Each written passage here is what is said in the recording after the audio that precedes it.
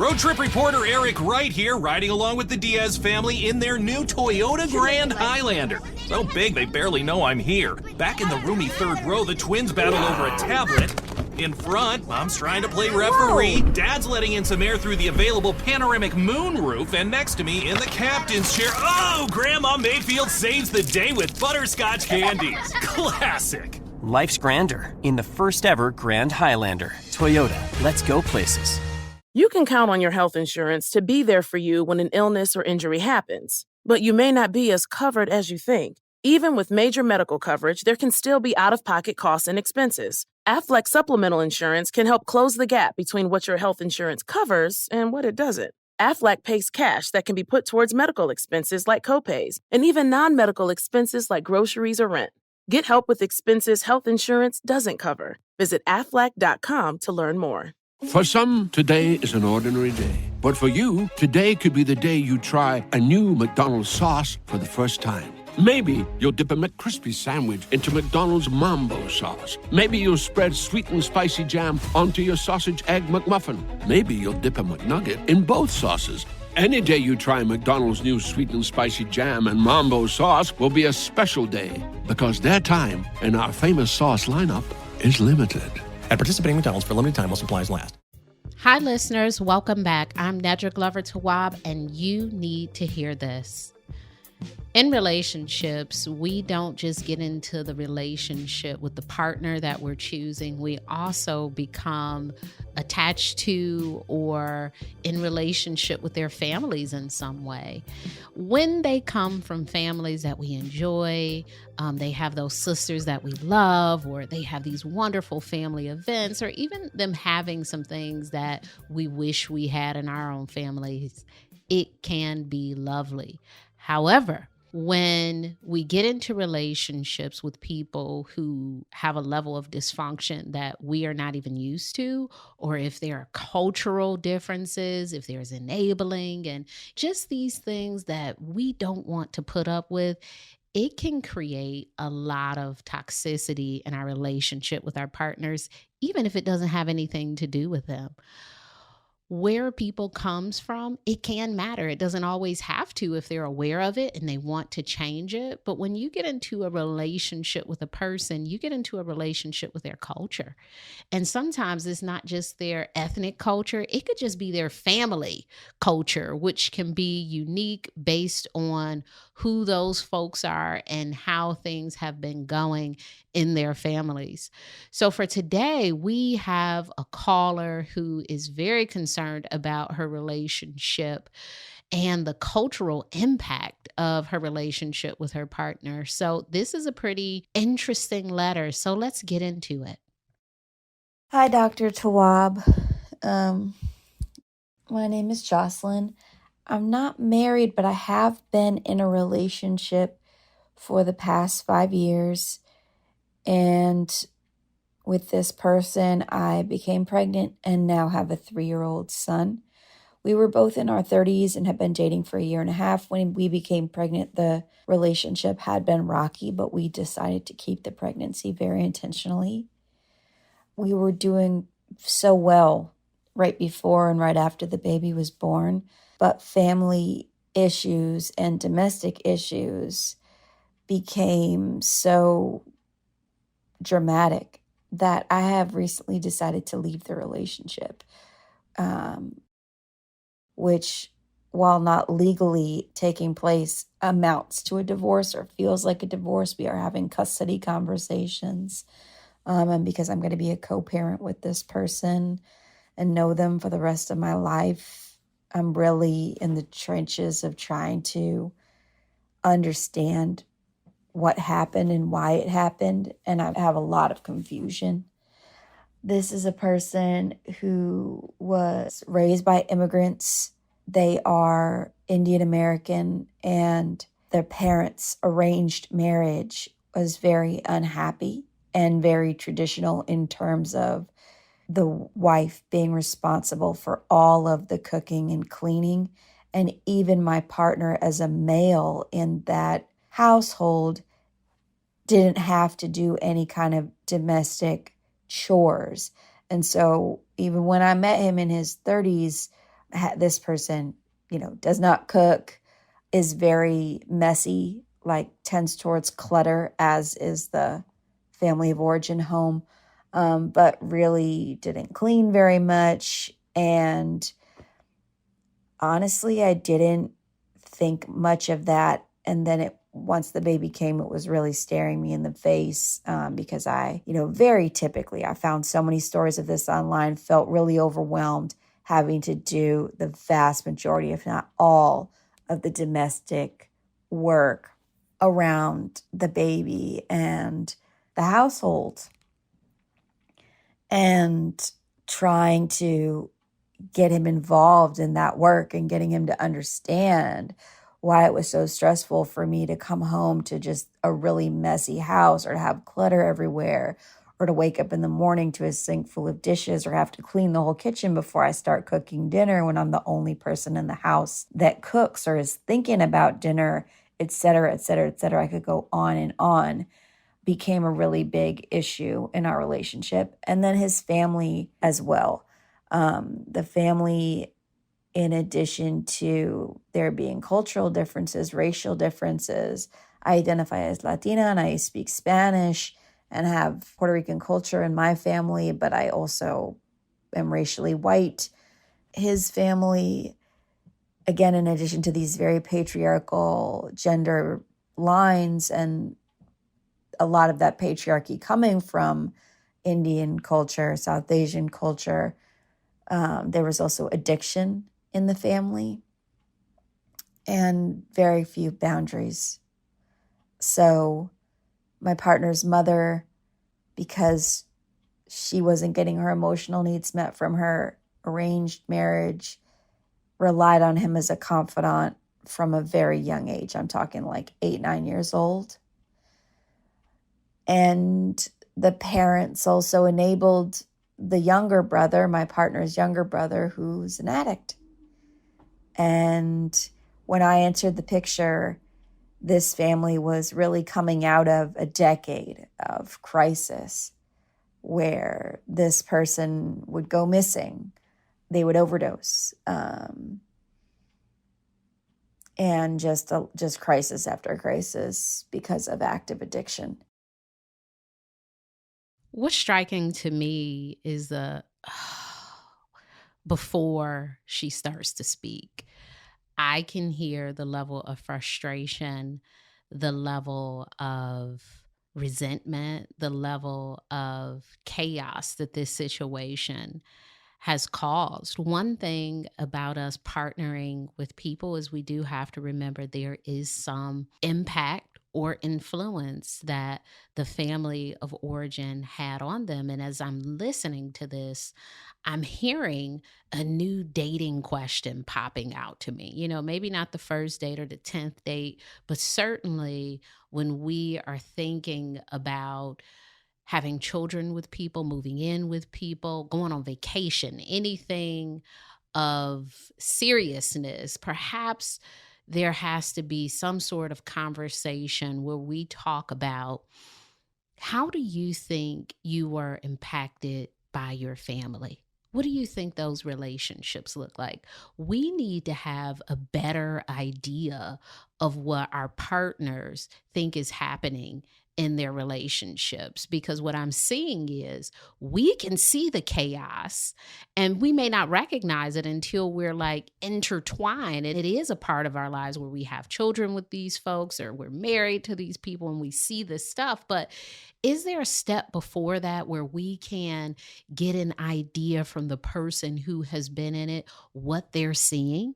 If they say, oh, my family is great and everything is wonderful, and you show up to a barbecue and all you see is chaos, we can now understand, oh, this person is also a part of this dynamic. They don't want to change anything because they're not even noticing some of these issues, because what we're doing, and I'm saying I've dated people and you walk in and you're like, oh my gosh, right? And when I'm saying walk in, you get into this relationship and you see the level of boundaries maybe your partner doesn't have, or you see this overbearing personality within, maybe one or both parents, or you see all of the sibling issues. You start to see this stuff. If you have some dating history, you have dated someone, potentially with these sort of issues. So hopefully, you are beyond it. But if you are still in it, this is an opportunity for you to sort of think about perhaps some of these issues are really big problems for you, but not a big problem for your partner. They can be used to this level of chaos. They may not see the need for anything to be different. And when you're stepping into someone's family, you may see these issues. You may have done the work. Heck, you're listening to this podcast. Heck, you're following my content. So you know what red flags are. You know what might be healthy and what might not be healthy. When they're in this culture of unhealthiness or these, interesting behaviors, they may not have a different viewpoint. And so you're seeing this stuff and you're like, oh, that's enabling. Oh, that's codependency. Oh, that's addiction. Oh my gosh, they're borrowing money and they're not paying it back. That's taking advantage of you. You see all of these things, but to them, guess what it is? Normal. This is normal. This is not anything to raise a flag about. They're like, oh, that's just how she is. Oh, that's how that person is. Oh, it's just my mom. She doesn't mean anything by it. This is their normal. So when you are already in this situation or you are newly in a situation like this, I want you to remember this is their level of norm. You don't have to make it your level of normal functioning.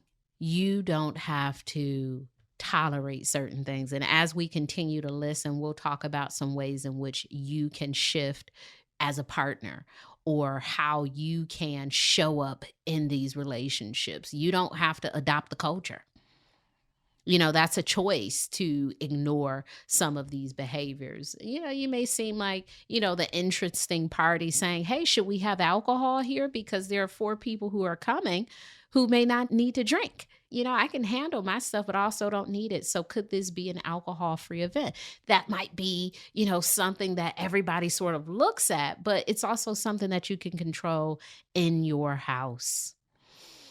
The second thing here, you can notice problems, but you cannot change people.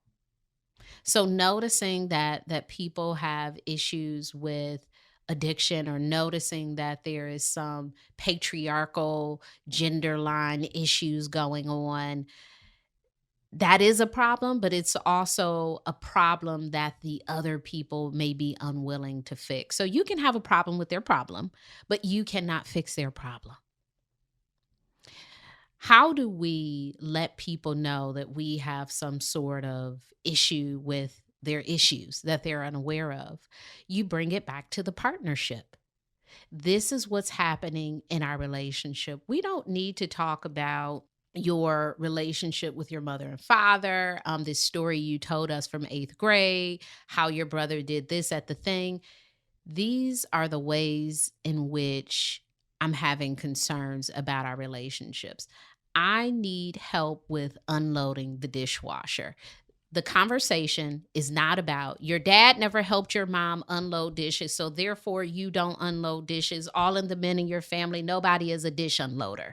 We don't have that conversation.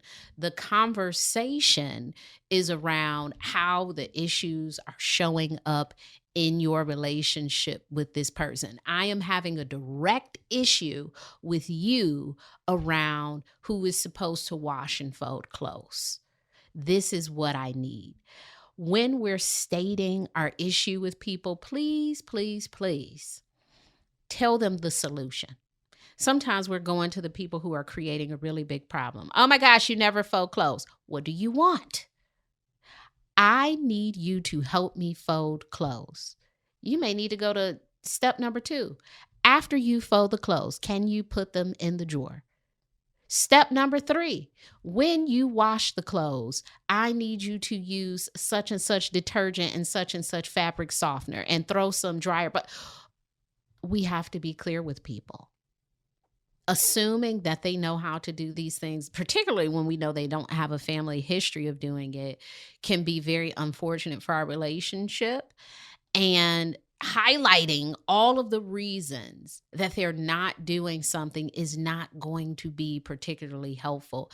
Keep it very tight and focused on your day to day with this person, not their history, not their family history, not their great great grandfather. You come from a long line of this, and that's why people don't do that. That's great information for you to know, but it's not very helpful in an argument.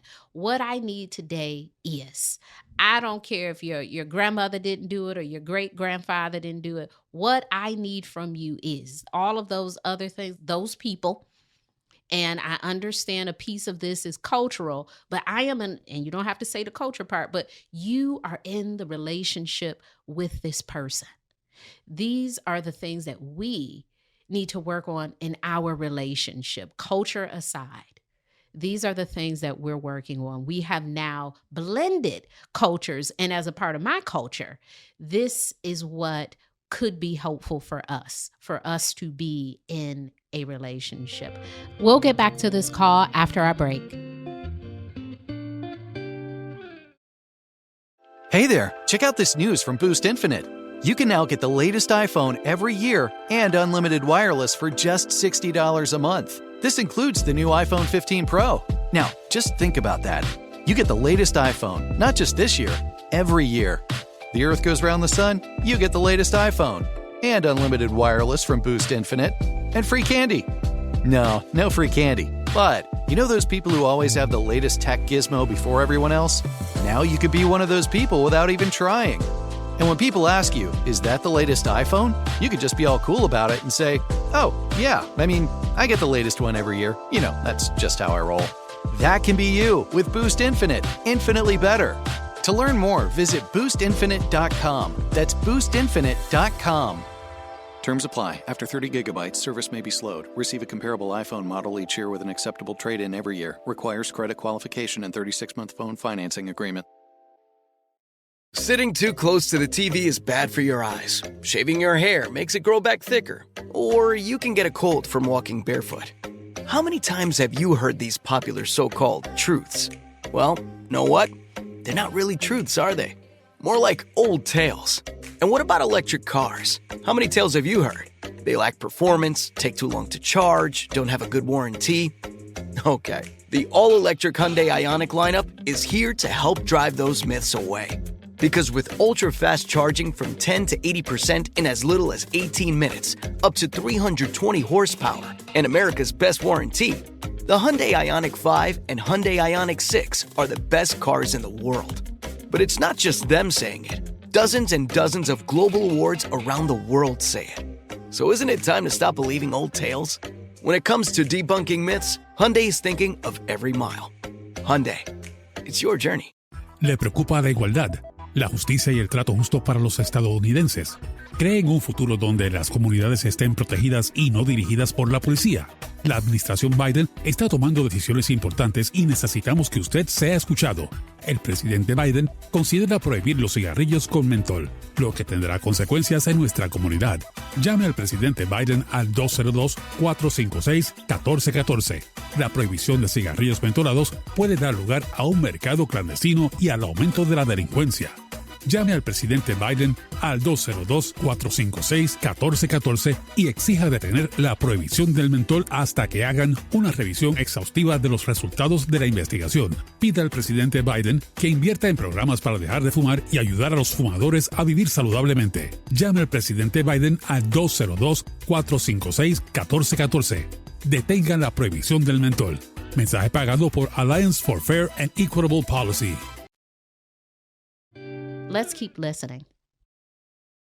And when the baby came, I went from being the girlfriend to being the daughter-in-law, and felt over time that essentially my partner was going to prioritize his family of origin, their drama, their cultural norms, their wishes ahead of my own. And I felt that we never formed our nuclear family of three as much as I try to advocate for our nuclear family of 3 and say, until we have weekly family time as a family of 3, I'm not going to schedule time for your parents to come and visit the child. We have to do it as a family first. And he really found that to be like so offensive, and me not letting the child see the grandparents, and the child being the one thing that makes these folks who have a really difficult family life happy. And obviously we all get satisfaction from seeing our parents happy because of a grandbaby. But I came to feel like an employee. I came to feel like I was there to serve these elders. And I have the cultural value of respecting my elders, but these elders were enabling an adult addict. My child's grandfather is mistreating his wife, and the wife is a martyr who isn't standing up for herself and is having these emotionally messy, codependent relationships with both of her sons. I'm feeling resentment towards her. It became untenable, and I decided to leave the relationship, and I'm now dealing with the fallout of that, where I still have to be in relationship with these people who are going to be in my life forever. And because they aren't going to set boundaries or give the relationship any healthy structure, I'm going to have to provide that, or I feel the proactive desire to take initiative and say, this is how I need it to be, especially because now my instinct is coming from protecting my child in relationship with them, in addition to protecting myself in relationship with them. Resentment is really this all-in-one emotion. When I hear people talk about it, I get a sense of anger, hurt, sadness, and frustration wrapped up into one word. If it's not acknowledged, if it's not a process, if we're not actively working on it, it can eat away at us. It can really destroy our relationships with other people. It can ruin our compassion towards others because we're like, oh my gosh. When I think about folks who are in the midst of enabling behaviors that are unhealthy for other people, like, maybe like addiction. The compassionate part of me thinks about how hard it must be for them to not only watch someone suffer, but not do anything about it, especially when it's their child. I think about my kids doing something, even if they caused it. They're running down the stairs fast, they're running down the stairs with their tablet, they fall down the stairs. I don't want to say to them, that's what you get.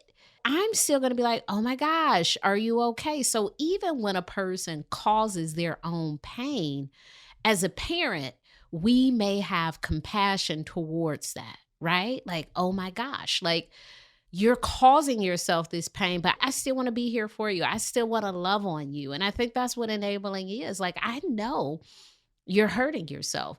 I know that this is harmful for you. I still want you to be better. I still want to support you in this. And maybe the parent really feels like if I do enough helping, they can get out of this. Now we all, we know that that's not typically how it works, but from a parent's perspective, the only way to be helpful might be to enable this person, with this condition, with this behavior, with these tendencies.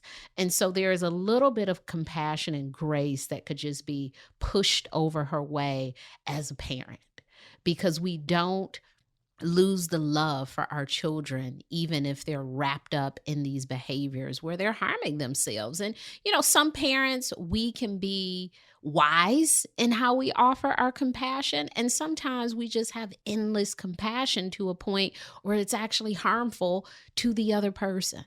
So yes, this is unwise compassion. However, it is compassion nonetheless, and compassion that perhaps, from afar, you don't understand. I think compassion from parent to child is different from, sibling to sibling or spouse to, brother-in-law. But, like those levels of the compassion sort of lessen, with each relationship. It's not a direct relationship. So I'm looking at the situation like, this looks like something on TV and it looks like a mess. That's my level of attachment to it. And for the parent, it's like, oh my gosh, this is me in this situation and this is how I need to help. So just consider that as you're saying she is in this situation and it's really hard to respect her.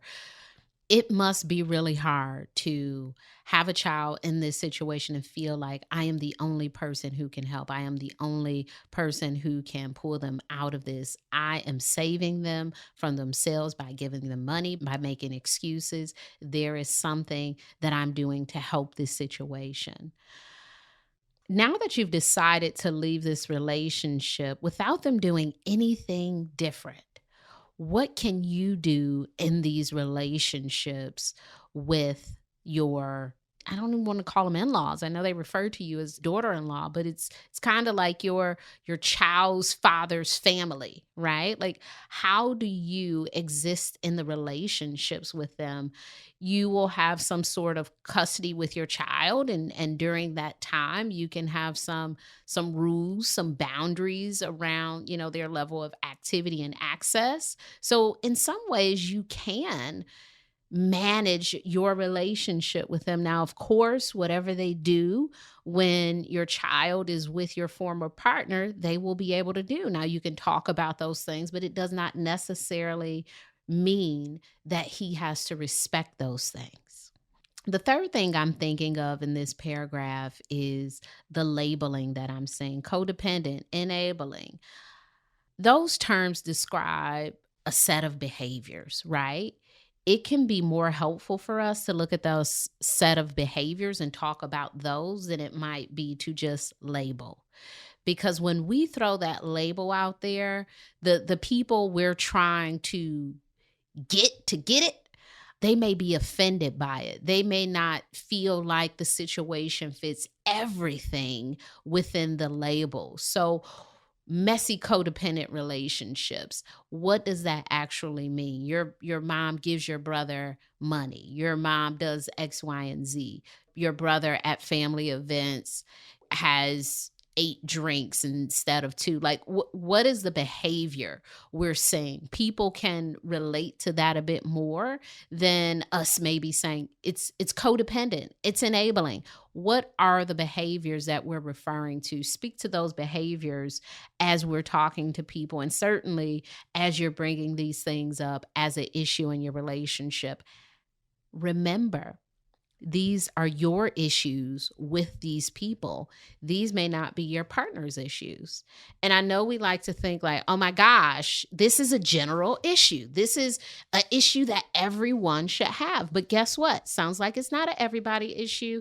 It is your issue, and you will have to figure out, now that I'm out of this relationship, how do I want to deal with, these things that occur in my ex's family? How do I want to talk to my kids about some of these things that I've seen? That is now the work to be done in those relationships. Let's keep listening. So again, while we're fortunately not dealing with the legal headache or the perhaps regret of a wedding and a legal marriage, we are very much in partnership. And I really am also grappling with a personal sense of betrayal. My partner is in the public eye. I knew who he was before I started dating him and was really attracted to his public values, which included his beliefs about justice and human rights and just kindness and how to be a human being in the world. And to have, he never really acknowledged his inherited patriarchy and how it affected our domestic life and the weight that it put on me, the load that it put on me, nor the sort of trauma of this dysfunctional family.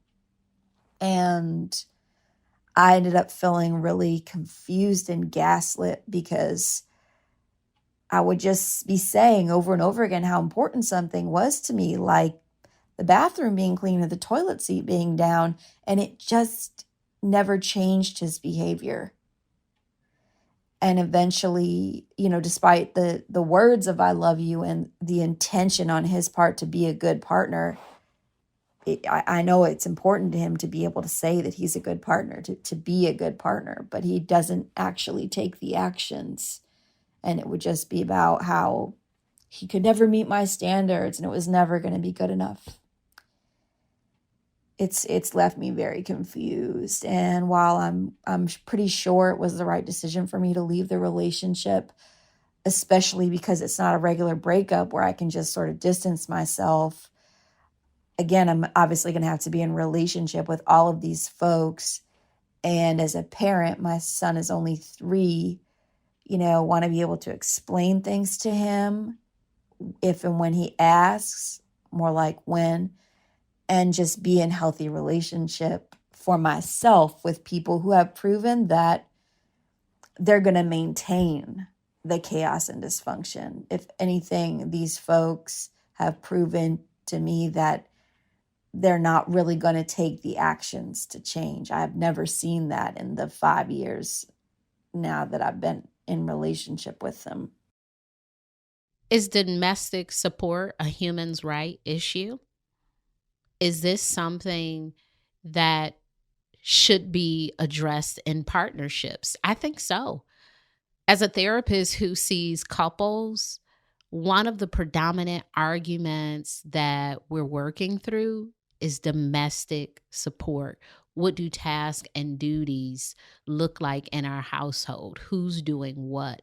I'm thinking of the book Fair Play, which I would suggest as a read if you are going through domestic support issues. It is a wonderful book about redistributing the task load in your relationships. There is an idea among women and among men that women can handle certain tasks. And what we're starting to see is the rise in anxiety, the rise in depression and burnout, and certainly female-initiated divorces.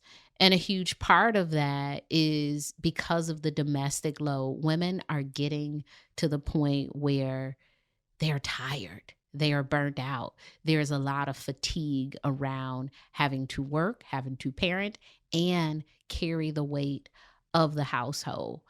I wonder in our relationships, what is this idea of good enough partner? What is your partner's definition of I'm a good partner? What is your definition of I'm a good partner? I hear you saying that he thinks he's a good partner, but what does that mean to him? Is it, I do all of these things on the outside. I maintain a job. I work in human rights. I do all this political stuff. That makes me a good partner. That sounds to me like maybe a good person, right? And just because you're a good person, it doesn't mean that you're a good partner. Just because you're a good chef, it doesn't mean that you're a good partner. Just because I'm a good therapist, it doesn't mean that I'm a good partner. So, what is this definition of good partner? Again, I think there are, phrases and terms being used, but what do those things actually mean? We have to break those down. Does it mean that I'm here every day? I listen to you talk? Maybe that's not what you need. Maybe your definition of good partner is a person who helps me in these areas with the children, a person who helps me in these areas with the household, a person who helps me in these areas with blank. Maybe the work stuff isn't even important. I wonder, what is your definition of a good partner? Because right now I'm hearing that those two things don't align. He is being a good partner for his idea of what a good partner is, and for what your idea is not adding up. We will finish listening to this call after the break. Hey there, check out this news from Boost Infinite. You can now get the latest iPhone every year and unlimited wireless for just $60 a month. This includes the new iPhone 15 Pro. Now, just think about that. You get the latest iPhone, not just this year, every year. The Earth goes around the sun, you get the latest iPhone. And unlimited wireless from Boost Infinite. And free candy. No free candy. But you know those people who always have the latest tech gizmo before everyone else? Now you could be one of those people without even trying. And when people ask you, is that the latest iPhone? You could just be all cool about it and say, oh, yeah, I get the latest one every year. You know, that's just how I roll. That can be you with Boost Infinite, infinitely better. To learn more, visit boostinfinite.com. That's boostinfinite.com. Terms apply. After 30 gigabytes, service may be slowed. Receive a comparable iPhone model each year with an acceptable trade-in every year. Requires credit qualification and 36-month phone financing agreement. Sitting too close to the TV is bad for your eyes. Shaving your hair makes it grow back thicker. Or you can get a cold from walking barefoot. How many times have you heard these popular so-called truths? Well, know what? They're not really truths, are they? More like old tales. And what about electric cars? How many tales have you heard? They lack performance, take too long to charge, don't have a good warranty. Okay, the all-electric Hyundai Ioniq lineup is here to help drive those myths away. Because with ultra-fast charging from 10 to 80% in as little as 18 minutes, up to 320 horsepower, and America's best warranty, the Hyundai Ioniq 5 and Hyundai Ioniq 6 are the best cars in the world. But it's not just them saying it. Dozens and dozens of global awards around the world say it. So isn't it time to stop believing old tales? When it comes to debunking myths, Hyundai is thinking of every mile. Hyundai, it's your journey. Le preocupa la igualdad, la justicia y el trato justo para los estadounidenses. Cree en un futuro donde las comunidades estén protegidas y no dirigidas por la policía. La administración Biden está tomando decisiones importantes y necesitamos que usted sea escuchado. El presidente Biden considera prohibir los cigarrillos con mentol, lo que tendrá consecuencias en nuestra comunidad. Llame al presidente Biden al 202-456-1414. La prohibición de cigarrillos mentolados puede dar lugar a un mercado clandestino y al aumento de la delincuencia.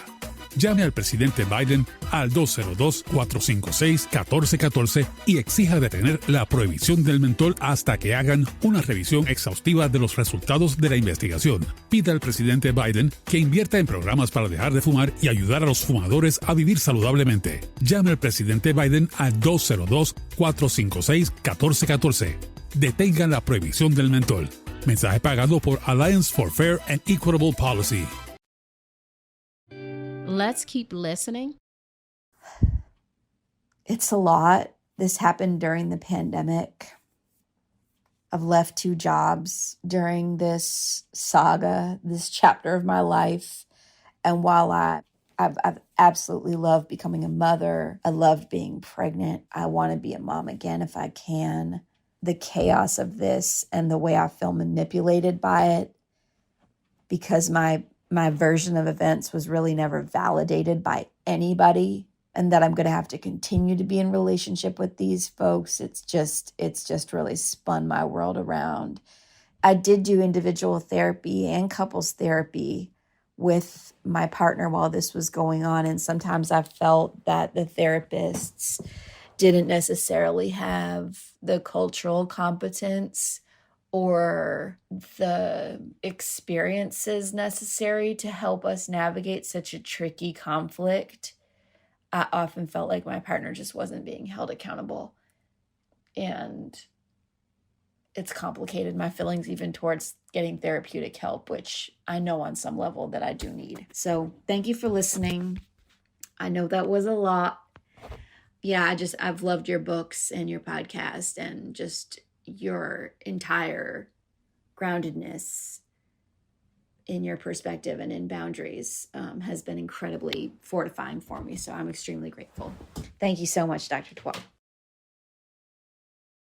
Cultural competence, that is a term that refers to a level of training, education, understanding a therapist has around a culture, right? I remember when I was in grad school, they give you this book. It's called the Ethnicity in Something book. And you can almost go to any sort of ethnicity and it tells you like, this is how you treat Polish patients. This is how you work with African-American Black clients. This is how you work with, all of these sorts of ethnicities. And it was slightly helpful, but what we're doing as therapists is working with actual people. So one part of them might be that culture, but if there's a book where it's saying for Black people, these are the sort of things that, you may need to address with them, or this is the way that you present treatment to them, that's not true for all people in that culture, right? So can we teach cultural competence? A little bit. I think what we're actually learning, though, is like cultural openness. Because even if I know a little bit about a person being Chaldean or a person, being Jehovah's Witness or, just all of these different things, it doesn't mean that this individual in particular has adopted every aspect of themselves from this culture. It gives you an overview, right? But I need to speak with you to figure out what your culture is, which can be influenced even by stuff outside your culture. Where did you go to school? Where did you grow up? Let me hear about your parents. What was your class? Within your culture, what are some other dynamics? So cultural openness is very important for therapists to implement with clients. We have to be open. I can't say that, anybody is the same. Not anyone within an ethnicity, I can say, okay, these things apply to them. I think we're unique. We're unique. And our level of cultural competence needs to be unique for our clients. It is unfortunate that you felt like the therapist was siding with him and didn't really understand the cultural dynamics at play. Sometimes with couples, the best thing they could do is go to individual therapy separately, because a lot of the things that you're bringing to that couple's dynamic is individual stuff. All of the things that you've mentioned here with your partner was a lot of individual stuff. And your individual stuff was showing up as well, right? You want to be treated fairly. You want, like all of this stuff. So sometimes when we are not getting along in our relationships, it's really important to do our own individual work. And then in addition to that, both of us going to individual therapy, then we're showing up to couples therapy, because then we have that space to work on our stuff, because some things come up and we shouldn't even talk about it as a couple. These are things for you to work on with your own person. I don't need to walk you through this experience you had when you were 12. This is something for you to work through with your own individual therapist. So perhaps the couples therapy, it was a little premature if he wasn't in his own therapy working through these very personal issues that he's having. Now, here's the thing with that. Sometimes when we tell our partners to go to therapy, they're working on stuff that has nothing to do with the issues we have with them, which sucks. It sucks. It's no clinical way to say suck. So, it sucks when somebody is going to therapy. You're like, okay, you're still having all these issues. And they're like, yeah, I'm so happy I get to talk to you about my friendships. And it's like, hey, I sent you over there to therapy to talk about our domestic issues, so we can't even determine what they talk about. So much of the work that people have to do is their work, right? And we can't determine what they see their work as, which is, another part of it. But you can say to a person, hey, I think it would be helpful for you to go to therapy and possibly just bring up some of your family stuff and maybe process it there and see if they're willing to do that. We can suggest it. They may not take the task up or, do it to our level of desire, but, we could present it as an option. So individual with couples therapy is what we want to see. There are times where there are clearly just some couple issues, but if you're not making progress, it could be a huge sign that some individual therapy for both people is necessary to get over the hurdles in your relationship. I heard you mention here that you are feeling manipulated, and I have a question for you. If you're aware that you're being manipulated, are you being manipulated? I wonder if there's something else there, right? Like I feel like manipulation happens a little bit without our awareness, right? If someone is doing something, like if someone says to me, hey, can I have $5 and I know they're going to use this $5 to go shopping, and I'm like, they shouldn't be shopping, and I give them the $5, they haven't manipulated me. I'm aware of what you're doing.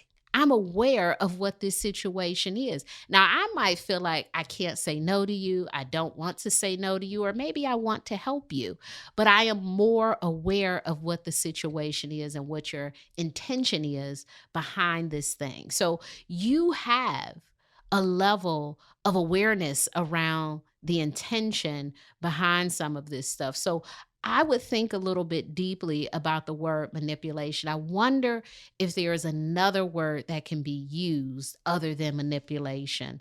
It might be helpful to just pull up maybe a feelings wheel, maybe a feelings chart, to just look at an assortment of feelings, to pull something else out. I don't want to tell you what it is because I don't know, but I wonder if there's another word other than manipulated. While I'm on the subject of feeling wheels, they are so helpful. Go to Pinterest, go to Google Images, go to Bing. I don't know what search engine you use. I'm going to throw some out there, but pull up a feelings wheel. And I want you to challenge yourself around the feeling you think you're stuck in. Sometimes we'll be like, I'm so angry. You look at that feelings wheel and them 3 feelings around it. It's like, oh, I'm sad. Why did I say angry? Just look at the assortment of things that you could be feeling and how they're, feelings are like cousins. They're so close to each other. They all like first cousins just stacked on top of each other. But you realize like, oh, this is it. And once you can really pinpoint, I'm actually disappointed. When you get to the point of really getting to that feeling, it is like a release. It is like letting the air out of something. It's like, shh. It's like, oh my gosh, I'm disappointed. It feels freeing. It gives you clarity. It's not going to change the situation. I'm not promising you change, but the clarity certainly helps you to feel a little bit better about what's going on. So my suggestion here is to get really, really clear about the exact feeling. Is it resentment? Is it, I'm feeling manipulated? Is it a level of anger? What could really be working with this situation? I am so grateful to you for, reading my books and, going through my content and receiving the information. What's really important is you have made a decision to not be in this relationship with your partner, and you can also make a decision to reshape those extended relationships that you have with your former partner's family. There is some choice here. There are some options here. And you have less of an obligation because you're no longer directly in that relationship with your partner. Think about what you want these relationships to look like. You need to hear this. When we get into relationships with people, we get into relationships with their stories, with their history, with their past, with their family doctor, all sorts of stuff. We are just, all of them. It comes up in different situations. Therefore, we have to be more considerate around the things that are really important to us. It doesn't mean that, we can't date or be in relationship with folks who have a certain background, but we need to be clear about how they synthesize those things, what they think about those things, how they feel impacted, and what they're doing, because that is a really important piece. If I see the issues, do you see these issues? Are we on the same page with what some of these challenges are? If we're already in the relationship with folks, we have to focus on how those issues impact our relationship. We're not trying to change all these people in the family. My focus is on how those family relationships impact our household. These are the things we need to work on. You Need to Hear This is an iHeart production hosted by me, Nedra Glover Tawwab. Our executive producer is Joelle Monique. Our senior producer and editor is Mia Dawn Taylor. Send us a voice memo with your questions about boundaries and relationships at youneedtohearthis@iheartmedia.com. Right now, I'm really interested in hearing more stories from parents who are estranged from their children. Also, people who are having marriage issues. I don't know about you, but I feel like I am in this space in life where I'm hearing more and more about, marriages and women initiating divorce. So I am really interested in hearing more about some of your marriage issues and self-sabotage. What are you struggling with? What are some of the things that you find really hard to do? What are your barriers? What are your blocks? I'd love to hear more on 3 things: estrangement, marriage issues, and self-sabotage. ¿Le preocupa la igualdad, la justicia y el trato justo para los estadounidenses? ¿Cree en un futuro donde las comunidades estén protegidas y no dirigidas por la policía? La administración Biden está tomando decisiones importantes y necesitamos que usted sea escuchado. El presidente Biden considera prohibir los cigarrillos con mentol, lo que tendrá consecuencias en nuestra comunidad. Llame al presidente Biden al 202-456-1414. La prohibición de cigarrillos mentolados puede dar lugar a un mercado clandestino y al aumento de la delincuencia. Llame al presidente Biden al 202-456-1414 y exija detener la prohibición del mentol hasta que hagan una revisión exhaustiva de los resultados de la investigación. Pida al presidente Biden que invierta en programas para dejar de fumar y ayudar a los fumadores a vivir saludablemente. Llame al presidente Biden al 202-456-1414. Detengan la prohibición del mentol. Mensaje pagado por Alliance for Fair and Equitable Policy.